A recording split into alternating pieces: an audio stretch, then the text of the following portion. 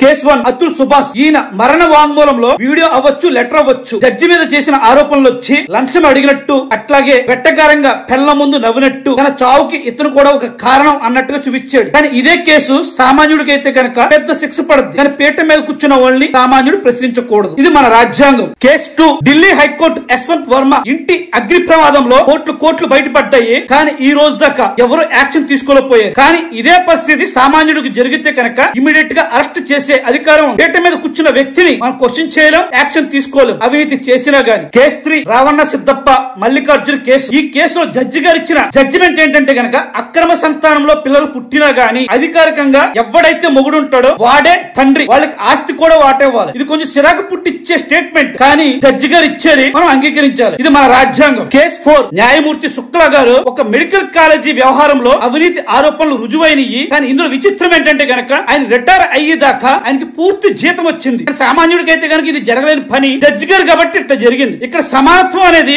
ఎక్కడా లేదు. ఎందుకంటే ఆయన జడ్జి గారు మన సామాన్య మానవులు. ఎందుకంటే ఆయన జడ్జి గారు మన సామాన్య మానవులు. కేసు 5 నపూర్ శర్మ గారు మైనారిటీల మీద